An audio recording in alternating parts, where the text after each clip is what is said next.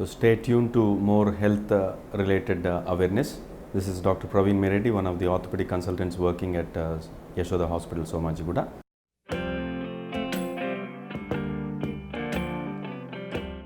So జాయింట్స్లో clicking అనేది చాలా కామన్గా అవుతూ ఉంటుంది. ఎస్పెషలీ మోకాలు చిప్ప వెనకాల భాగంలో ఈ చిన్న జాయింట్స్లో మనం ఇట్లా అనుకుంటే బాగుంటుంది అని అనుకోవడం చాలామందికి ఈ హ్యాబిట్స్ ఉంటాయి. అంటే జాయింట్ని క్లిక్ చేస్తే యాక్చువల్లీ ఏం జరుగుతుంది జాయింట్లో అట్లా క్లిక్ అయినప్పుడు అంటే లోపల ఉన్న జాయింట్ చిన్న జాయింట్స్లో అయితే ఈ లోపల ఉన్న ఎయిర్ వాక్యూమ్ అని అంటాము. ఆ వాక్యూమ్ ఫినామినా అది మనం క్లిక్ చేసినప్పుడు అది ఎస్కేప్ అయినప్పుడు మనకు ఆ సౌండ్ వస్తుంది. బట్ కొంతమందికి నార్మల్గానే షోల్డర్ జాయింట్లో క్లిక్కింగ్ అనిపిస్తుంటుంది, మోకాలు చిప్ప వెనకాల క్లిక్కింగ్ అనిపిస్తుంది. పెయిన్లెస్ క్లిక్కింగ్ అంటే ఉట్టి క్లిక్కింగ్ ఉంటే మనం దాని గురించి భయపడాల్సింది లేదు.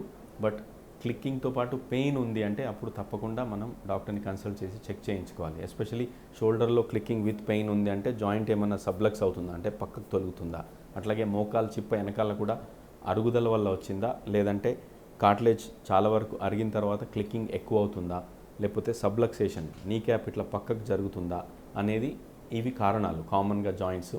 బట్ మోకాళ్ళు కొంతమందికి లిగమెంట్ డ్యామేజ్ అయినప్పుడు కూడా ఇట్లా పక్కకు తొలగి క్లిక్కింగ్ లాగా అనిపిస్తుంది, లేకపోతే పటుత్వం లేనట్లు జాయింట్కి స్టేబుల్గా అనిపించకపోవడం ఉంటుంది. అట్లాంటిది ఇంజురీ తర్వాత ఎక్కువ అయ్యే ఛాన్స్ ఉంటుంది. చాలామంది మనకి ఇండియన్ లిగమెంట్స్ ఎంత ల్యాక్స్ ఉంటాయంటే బైక్ మించి ఇట్లా కింద పడ్డారంటే చాలు వాళ్ళ ఏసీఎల్ అనేది ఈజీగా డ్యామేజ్ అవుతుంది. అది ఎందుకు అనంటే ఆ ఫోర్స్ ట్విస్టింగ్ మెకానిజం సడన్గా అట్లా లోడ్ అయిపోయి పివటింగ్ మెకానిజంలో ఆ టేర్ అనేది ఏసీఎల్ అనేది టేర్ అవుతుంది. అట్లాగే పటల్లోఫిమోరల్ క్లిక్కింగ్ ఎందుకు వస్తుంది అని అంటే మోకాలు చిప్ప వెనకాల గుజ్జు కొద్దిగా అరగడం వల్ల ప్లస్ ఎక్సర్సైజ్ చేయకుండా మన మజిల్స్ వీక్ అవుతాయి కాబట్టి అప్పుడు ఇంకా క్లిక్కింగ్ అనేది ఇంకా ఎక్కువ అవుతుంది. పెయిన్ లేదు ఓన్లీ క్లిక్కింగ్ ఉంది అంటే దాని గురించి భయపడాల్సింది ఏమీ లేదు. బట్ క్లిక్కింగ్తో పాటు పెయిన్ అసోసియేటెడ్ ఉంది అంటే తప్పకుండా ఒకసారి డాక్టర్ని కన్సల్ట్ చేసి ఎక్సర్సైజ్ అవి తీయించుకొని దాని correct treatment mainly muscle strengthening exercise చేస్తే క్లిక్కింగ్ అనేది చాలా వరకు తగ్గుతుంది.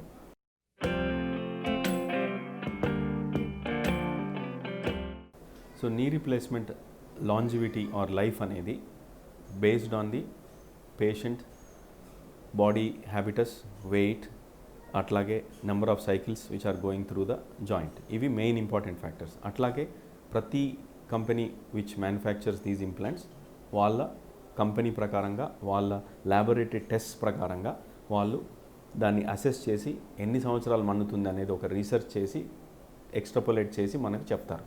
So most of the companies total knee replacement చేస్తే ఒక 15 to 20 years మినిమం వస్తుంది అని అంటారు. కొంతమంది ల్యాబొరేటరీ స్టడీస్ బేస్ మీద 30 years వస్తుంది అని చెప్తారు. ఇవన్నీ మనం పేషెంట్లో అవే క్లినికల్ రిజల్ట్స్ తీసుకురావాలంటే చాలా కష్టం అవుతుంది. సో మోస్ట్ ఆఫ్ ద పేషెంట్స్కి సేమ్ అందరం మనం నీ రీప్లేస్మెంట్ చేసినప్పుడు 15 to 20 years అని మనం ఎక్స్ప్లెయిన్ చేస్తాము.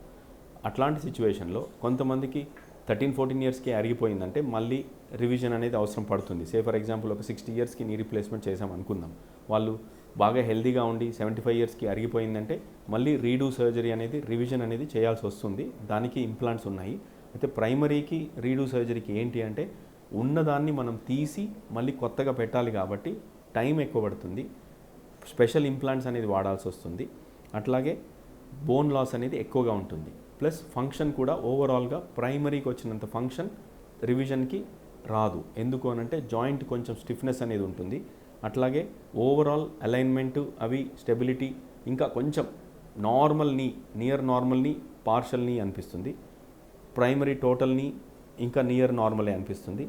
రివిజన్ అయితే ఇంకా కొంచెం తక్కువగానే నియర్ నార్మల్ అనిపిస్తుంది. సో ఎందుకు ఇట్లా అవుతుంది అని అంటే over a period of time bone loss, ligament laxity, ఈ స్ట్రెచ్చింగ్ ఇవన్నీ అవ్వడం వల్ల ఆ స్ట్రెంగ్త్ అనేది నార్మల్గా ఉన్నట్లు అనిపించదు.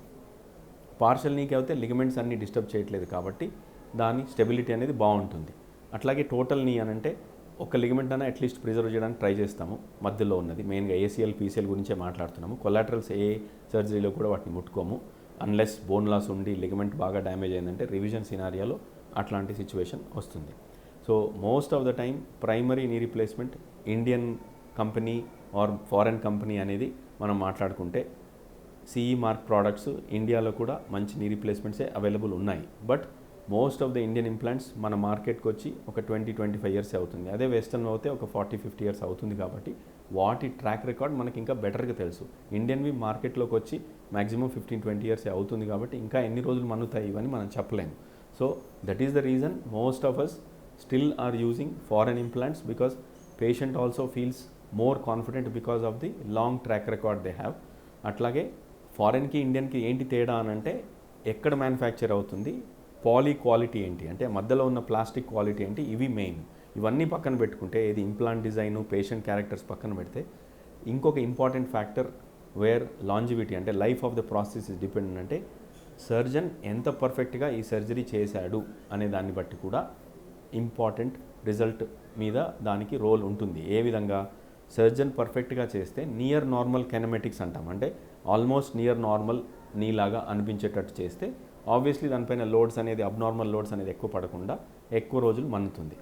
So surgeon factors, patient factors and implant factors, ఈ 3 factors equally important life of the ప్రాస్థెసిస్కి. సో రివిజన్ అనేది ఎంతమందికి అవసరం పడుతుందంటే ఒక 5 to 10% మందికే 15 to 20 ఇయర్స్ మధ్యలో రివిజన్ అనేది అవసరం పడుతుంది. మిగతా వాళ్ళు ప్లాస్టిక్ అరిగిపోయినా కానీ పెద్ద ప్రాబ్లం ఉండదు, పెయిన్ ఉండదు అన్నట్లు నడిపించేస్తూ ఉంటారు.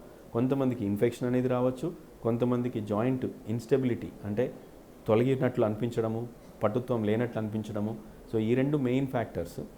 ఇన్ఫెక్షన్ ఒకటి, ఏసెప్టిక్ లూజనింగ్ అంటాము, అంటే ఇన్ఫెక్షన్ లేకుండా కూడా over a period of time మధ్యలో ఉన్న ప్లాస్టిక్ అరిగి ఆ బోన్ ప్లస్ ఈ ఇంప్లాంట్ మధ్యలో ఉన్న భాగంలో చేరుకొని అవి స్లోగా బోన్ని తినేస్తూ ఉంటాయి. సో ఇన్ఫెక్షన్ కాదు, but non infective or aseptic loosening అంటాం.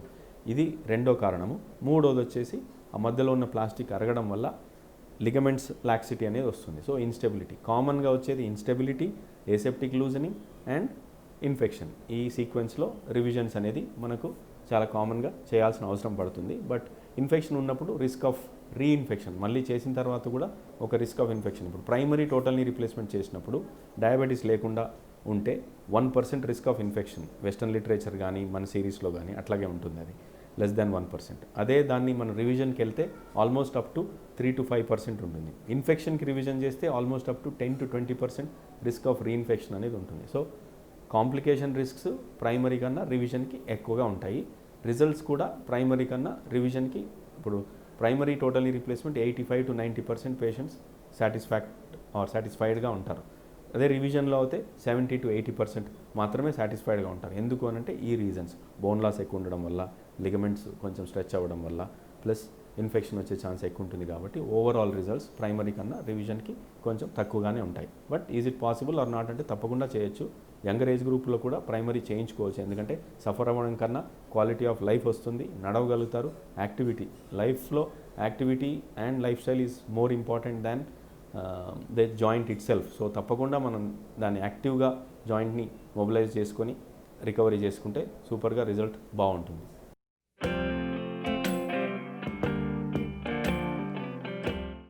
So weight versus knee replacement, ఇది మంచి ఇంపార్టెంట్ టాపిక్. ఎందుకనంటే చాలామంది మనకు వెస్టర్న్ వరల్డ్లో కానీ ఇండియాలో కానీ ఒబెసిటీ అనేది ఈజ్ ఆన్ ద రైస్. అంటే ఎక్కువ మంది ఒబెసిటీ ఆర్ ఒబీస్ పీపుల్ అనేది over a period of time పెరుగుతూ ఉంది. ఆర్థరైటిస్ అనేది రావడానికి 2 మెయిన్ కారణాలు. ఒకటి lifestyle, 2 weight, body weight. ఎందుకంటే మన మోకాల మీద లోడ్ అనేది మనం నడిచినప్పుడు ఒకలాగా పడుతుంది, మెట్లు ఎక్కినప్పుడు దిగినప్పుడు ఒకలాగా పడుతుంది. కింద ఇండియన్ టాయిలెట్స్ ఇట్లా స్క్వాటింగ్ పొజిషన్లో కూర్చున్నప్పుడు, క్రాస్ లెగ్ పొజిషన్లో కూర్చున్నప్పుడు ఆ percentage of weight 5 times 7 times మెట్లు ఎక్కినప్పుడు దిగినప్పుడు 7 times అవుతుంది. ఇండియన్ టాయిలెట్లు ఇట్లా యూజ్ చేసినప్పుడు 5 to 7 times బాడీ వెయిట్ మోకాల మీద పడుతుంది. సో వెయిట్ అనేది ఎక్కువ ఉన్నప్పుడు అరుగుదల అనేది ఫస్ట్ ఎక్కువగా కామన్గా వస్తుంది. సో అరుగుదల అయినప్పుడు దానికి సర్జరీ అనేది కొంతమందికి అవసరం పడుతుంది. బట్ ప్రాబ్లం ఏంటంటే weight loss is the first simplest treatment option. But చాలామంది పేషెంట్స్కి నేను నడవలేకపోతున్నాను, ఎక్సర్సైజ్ చేయలేకపోతున్నాను, మరి వెయిట్ ఎలా తగ్గగలుగుతాను డాక్టర్ అని వ్యాలిడ్ క్వశ్చన్ అడుగుతారు. సో అట్లాంటప్పుడు మెడిసిన్స్తో ఏమన్నా తగ్గించవచ్చా బరువు అనేది చాలామంది అడుగుతుంటారు. Generally my personal opinion is medicines కానీ సర్జరీ కానీ కాదు, ఫస్ట్ వెయిట్ రిడక్షన్ అనేది మన డయట్ అండ్ రెగ్యులర్ ఎక్సర్సైజ్ కొంతమంది లోడ్ చేసి చేయలేని వాళ్ళకి మనం ఎక్సర్సైజ్ అనేది సింపుల్ వాటర్లో వాకింగ్ కానీ సైక్లింగ్ కానీ ఇట్లాంటివి నాన్ ఇంపాక్ట్ అంటే లోడ్ పడకుండా ఇవి రికమెండ్ చేస్తాం. ఇవన్నీ చేసిన తర్వాత కూడా వెయిట్ తగ్గలేకపోతున్నాము అంటే అప్పుడు సర్జరీ అనేది ఆప్షన్ డిస్కస్ చేస్తాం.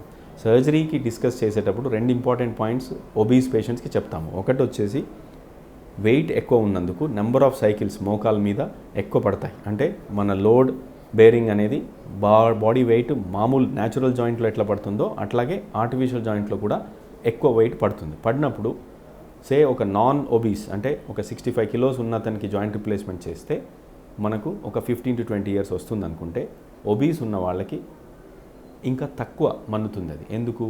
Over a period of time ఆ ప్లాస్టిక్ అనేది మధ్యలో పాలీథిలిన్ అనేది తొందరగా వేర్ అవుతుంది.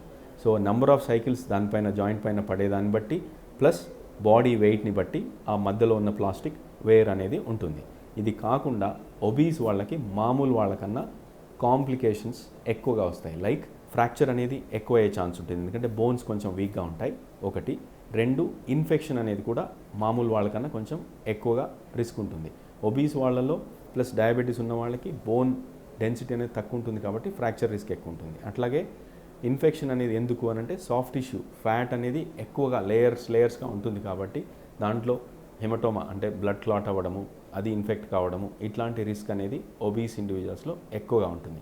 ప్లస్ యంగర్ ఏజ్ గ్రూప్ అంటే చాలామంది అడుగుతూ ఉంటారు, ఒక 40-45 ఇయర్స్కి నీ రీప్లేస్మెంట్ చేయించుకోవచ్చా అంటే age used to be one of the criteria, but most of the modern philosophy is knee replacement అనేది 40-45 ఇయర్స్కి అయినా పేషెంట్కి విపరీతంగా అరుగుదల ఉంది, సిమ్టమ్స్ ఉన్నాయి అంటే తప్పకుండా సర్జరీ చేయించుకోవచ్చు. బట్ పేషెంట్కి ఒక వార్నింగ్ ఏం చెప్తామంటే, ఇది లైఫ్ లాంగ్ వచ్చే ఇంప్లాంట్ కాదు, ఎందుకంటే nothing last for ever. Natural జాయింటే అంత తొందరగా అరిగిపోయిందంటే ఆర్టిఫిషియల్ జాయింట్ కూడా ఆ లోడ్స్ని పట్టే దాన్ని బట్టి తొందరగా అరిగే ఛాన్సే ఉంటుంది. సో 20-25 ఇయర్స్ వచ్చే నీ రీప్లేస్మెంట్ యంగర్ ఏజ్ గ్రూప్కి ఇంకా యాక్టివ్గా ఉంటారు కాబట్టి మేబీ 15-20 ఇయర్స్కే అరిగిపోవచ్చు. సో అట్లాంటప్పుడు దాని రివిజన్ అనేది ఆర్ రీడూ సర్జరీ అనేది ఆప్షన్ ఉంటుంది. ఈ ఒక్క విషయం గురించి వాళ్ళకి చెప్తాం, ఎందుకంటే ఈ సిమ్టమ్స్ని పోస్ట్పోన్ చేస్తూ డిఫార్మిటీస్ ఎక్కువైపోయి తను స్ట్రగుల్ అయ్యి పెయిన్ ఇంకా ఎక్కువైపోయి ఈ సిమ్టమ్స్ అన్నీ భరించలేకుండా ఎందుకు కష్టపడాలనే ఉద్దేశంతో సర్జరీ రికమెండ్ చేస్తాము. అది ఇంకా పేషెంట్ తన decision after discussion about the risks and benefits ultimately వాళ్ళ డెసిషన్ ఉంటుంది. బట్ ఏజ్ కాంట్రాఇండికేషన్ అంటే ఏమీ లేదు అట్లాంటిది. మరి 20-25 ఇయర్స్కి చాలా ఆలోచిస్తాము చేయాలంటే. కొంతమందికి రొమటాయిడ్ ఆర్థరైటిస్ అని ఉంటుంది, కీళ్ళవాతం ఉన్న వాళ్ళకి ఈవెన్ 15-20 ఇయర్స్కే వాళ్ళ జాయింట్స్ పూర్తిగా డ్యామేజ్ అయిపోయి అరుగుదలని వస్తుంది. సో అట్లాంటి వాళ్ళలో అవసరం అనిపించినప్పుడు ఎక్సెప్షనల్లీ అట్లాంటి సిచ్యువేషన్లో చేయాల్సి వస్తుంది. లేదంటే జనరల్లీ 40-45 ఇయర్స్కి వీలుంటే పార్షల్ని లేదంటే టోటల్ని అనే ఆప్షన్ కూడా ఉంది. అట్లా అని చెప్పి నేను ప్రతి ఒక్కరికి 40-45 ఇయర్స్కి సర్జరీ అని రికమెండ్ చేయట్లేదు. బట్ ఎక్సెప్షనల్ సిచ్యువేషన్స్తో తప్పకుండా యంగర్ ఏజ్ గ్రూప్కి చేయాల్సిన అవసరం ఉంటే చేయాల్సి వస్తుంది.